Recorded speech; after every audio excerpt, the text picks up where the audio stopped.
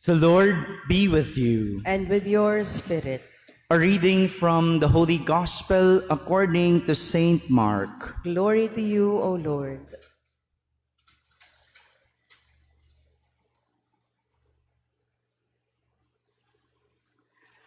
Jesus said to his disciples, "Go into the whole world and proclaim the gospel to every creature.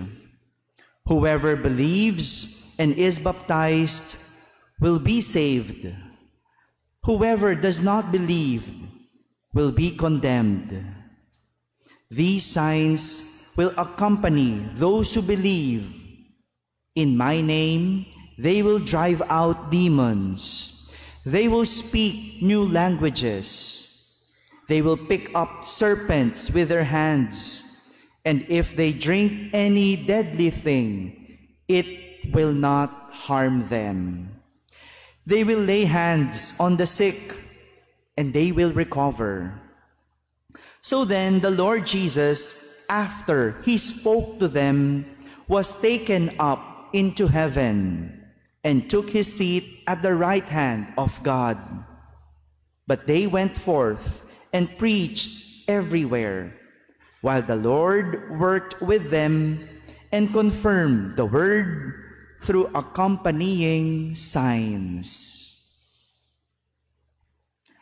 My friends, the Gospel of the Lord. Praise to you, Lord Jesus Christ. Please be seated. Good morning, my dear brothers and sisters. Pinagpalang linggo po sa inyong lahat. Pakibati naman ng katabi ng magandang umaga. Yan. Ngayon po ay ipinagdiriwang natin ang dakilang kapistahan ng pag-akyat ng Panginoon sa langit, or the Ascension of the Lord. Matapos po ang 40 araw nang muling mabuhay ang ating Panginoong Hesus, pinagdiriwang po natin ang kanyang pag-akyat sa langit. 40 days after the resurrection of Jesus, after the Easter. Pero sa totoo lang, noong Huwebes pa yung ika-40 araw. Iniuurong lang natin to celebrate it on a Sunday. Pero yung ika-40th day from Easter Sunday happened last Thursday. So ngayon, pinagdiriwang lang natin. Iniuurong natin yung kapistahan ngayong linggo. At narinig natin po sa ating ebanghelyo kung paano nagpaalam si Jesus sa kanyang mga alagad. Nagpakita si Jesus sa 11 at nagbilin sa kanila. I'll use the Tagalog translation para mas malinaw at maintindihan po ng lahat. Ang bilin ni Jesus sa 11, "Humayo kayo sa buong sanlibutan at ipangaral ninyo sa lahat ang mabuting balita." At pagkatapos magbilin ni Jesus, siya ay umakyat sa langit. Humayo sa sanlibutan at ipangaral ang mabuting balita. Yan yung bilin ni Jesus. Yan yung iniwan ni Jesus sa kanyang mga alagad. Hindi po ito ang unang pagkakataon na nagpaalam si Jesus sa kanyang mga alagad. Kung nagsimba po kayo simula Lunes hanggang kahapon, yung mga gospel, paulit-ulit tungkol sa pagpapaalam ni Jesus sa kanyang mga alagad. This was not the first time that Jesus said his farewell. Siguro, alam kasi ni Jesus na malulungkot at masasaktan ang kanyang mga alagad sa kanyang pag-alis. Kaya hindi pwedeng biglain. Kaya matagal pa, nagpapaalam na. Malayo pa, nagbibilin na, naghahabilin na siya. Pero kahit naman, anong pagpapaalam mo, Kahit anong paghahanda mo sa isang tao, malungkot kapag aalis. Malungkot talaga. Pero sa halip na lungkot, ang iniiwan ni Jesus sa kanyang mga alagad, isang misyon ang kanyang ibinilin at ang kanyang ibinigay sa kanila. At ito ang ipangaral ang mabuting balita sa lahat. Yun palang panahon na kasama ni Jesus ang mga alagad. Panahon pala yun ng pagsasanay. Panahon pala yun ng training. Training o pagsasanay sa mga aral na dapat nilang matutunan para kapag wala na si Jesus, kapag hindi na nila kasama si Jesus, alam nila yung gagawin nila. Maipagpapatuloy nila yung mga aral na napulot nila. Training pala yun. Pagsasanay pala yun.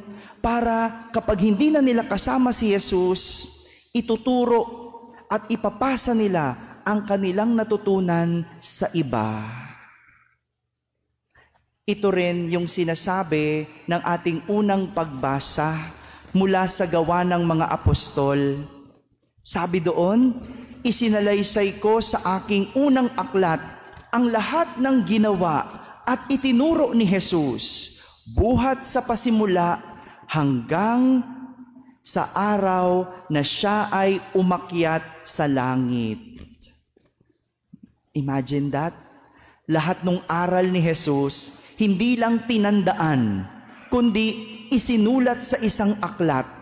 Siguro magandang tip yun, no? Kapag meron tayong napupulot na aral sa buhay, isulat natin, no? Para hindi natin makalimutan. Kung meron tayong karanasan na tumatak sa atin at nagtuturo ng magandang leksyon, maganda isulat.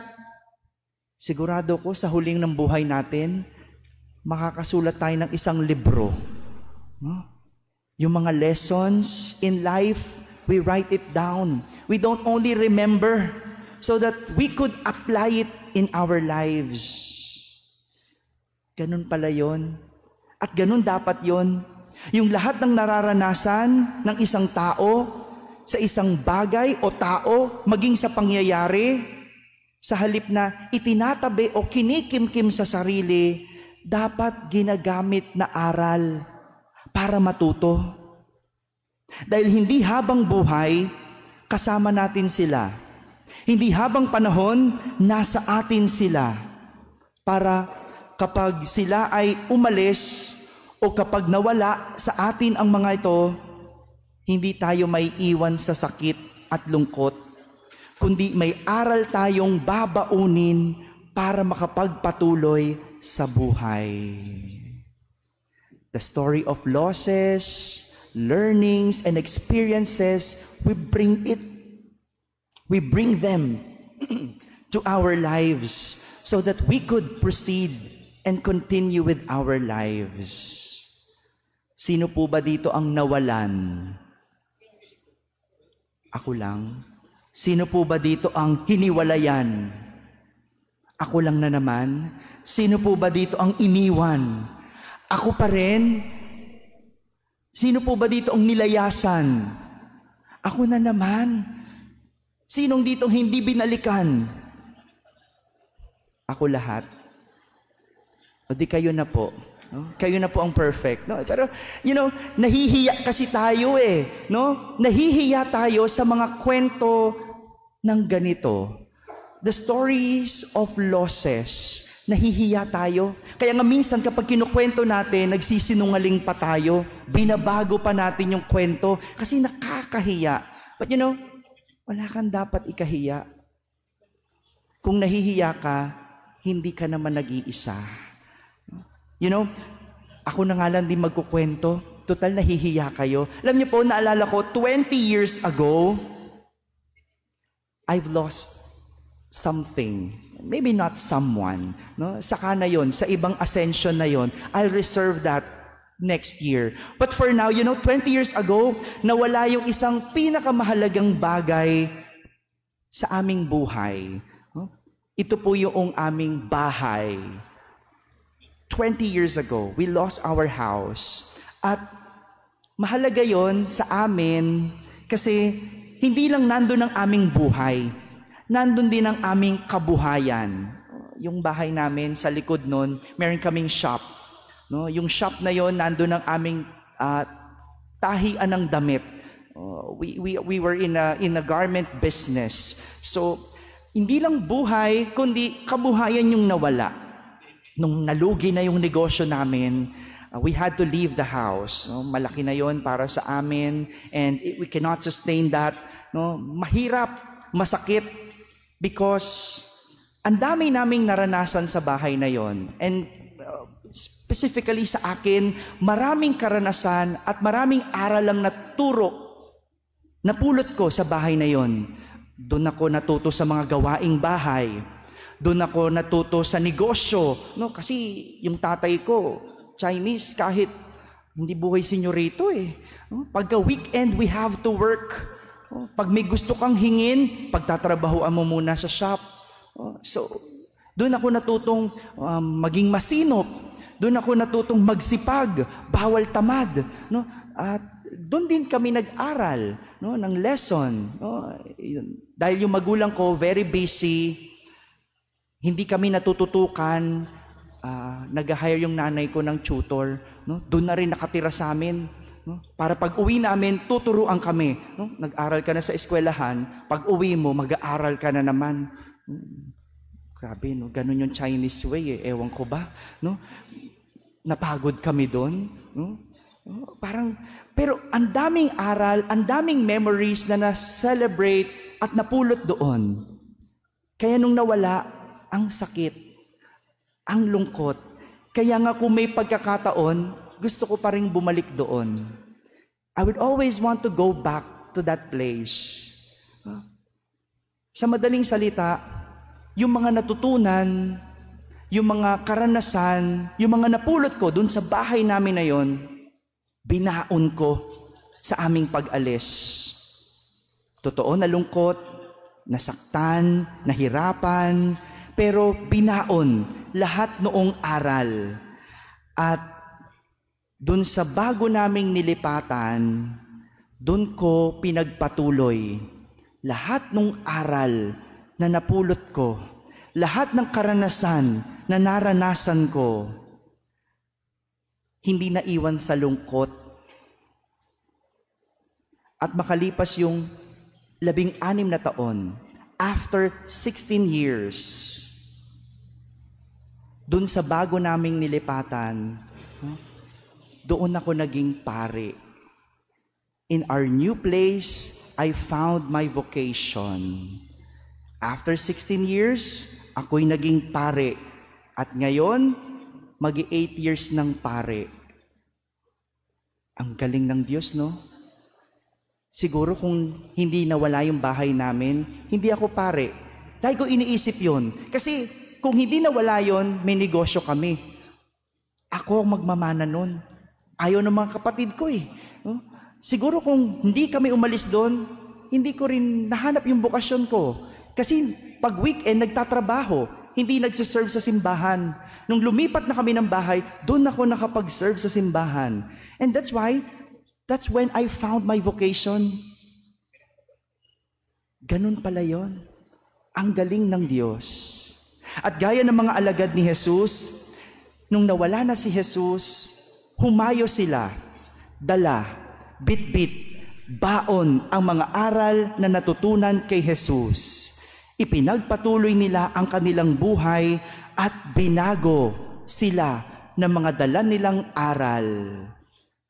At hindi lang yon, nagdulot sila ng pagbabago sa buhay ng iba dahil sa aral na dala-dala nila. Siguro kung naiwan sa lungkot ang mga alagad, hindi sila nakapangaral. Wala silang nadalang mabuting balita sa lahat. Maaari ding hindi nagbago ang kanilang buhay o hindi nila nabago ang buhay ng iba.